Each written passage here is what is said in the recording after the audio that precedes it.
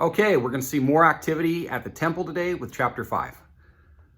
Thus all the work that Solomon performed for the house of the Lord was finished. And Solomon brought in the things that David his father had dedicated, even the silver and the gold and all the utensils, and put them in the treasuries of the house of God.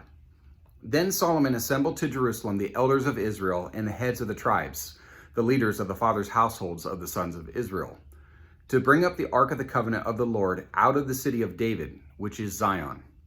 All the men of Israel assembled themselves to the king at the feast, that is in the 7th month, and this would reference the feast of booths or tabernacles. Verse 4, Then all the elders of Israel came, and the Levites took up the ark.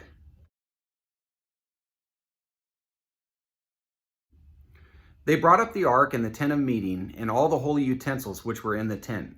The Levitical priests brought them up. And King Solomon and all the congregation of Israel who were assembled with him before the ark were sacrificing so many sheep and oxen that they could not be counted or numbered.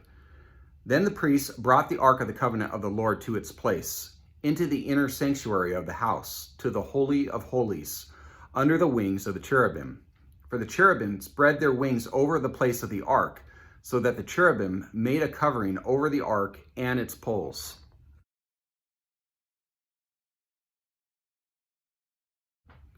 The poles were so long that the ends of the poles of the ark could be seen in front of the inner sanctuary, but they could not be seen outside, and they are there to this day.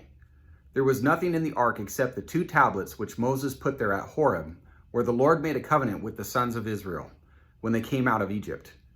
When the priests came forth from the holy place, for all the priests who were present had sanctified themselves, without regard to divisions, and all the Levitical singers, Asaph, Heman, Jeduthun, and their sons and kinsmen, clothed in fine linen, with cymbals, harps, and lyres, standing east of the altar, and with them 120 priests blowing trumpets in unison, when the trumpeters and the singers were to make themselves heard with one voice to praise and to glorify the Lord. And when they lifted up their voice, accompanied by trumpets and cymbals and instruments of music, and when they praised the Lord, saying, He indeed is good, for his loving kindness is everlasting, then the house of the Lord, was filled with a cloud, so that the priests could not stand to minister because of the cloud, for the glory of the Lord filled the house of God. Okay, so today we came across the Feast of Tabernacles or Booths, and I thought about something. A lot of these feasts are going to have a significant role in end time events, not particularly this one, but I figured, you know what, when we come across these in our readings, we should probably slow down and take a little bit of a deeper look into what each of these feasts represent. So today, let's dive into the Feast of Tabernacles.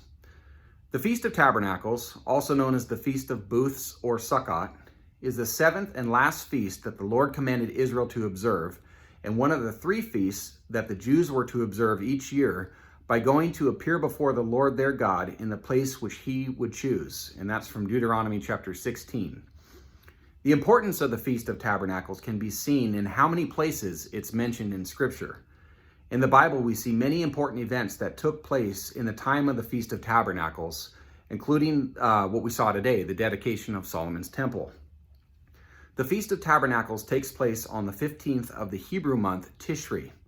This was the 7th month on the Hebrew calendar and usually occurred in late September to mid-October.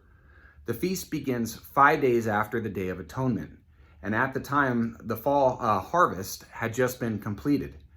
It was a time of joyous celebration as the Israelites celebrated God's continued provision for them in the current harvest and remembered his provision and protection during their 40 years in the wilderness. As one of the pilgrim feasts, when Jewish males were commanded to go to Jerusalem, it was also the time when they brought their tithes and offerings to the temple. With the influx of people coming to Jerusalem at that time, we can only imagine what that scene must have looked like. Thousands upon thousands of people coming together to remember and celebrate God's deliverance and his provision, all living in temporary shelters or booths as part of the requirements of the feast.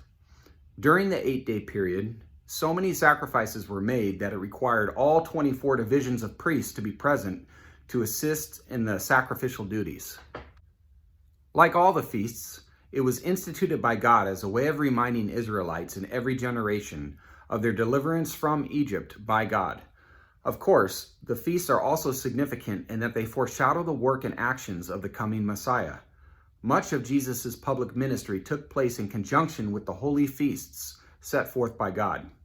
For Christians today, this feast should serve as a reminder that God has promised to deliver his people from the bondage of sin and deliver them from their enemies. Part of God's deliverance for the Israelites was his provision and protection of them for the 40 years they wandered in the wilderness, cut off from the promised land.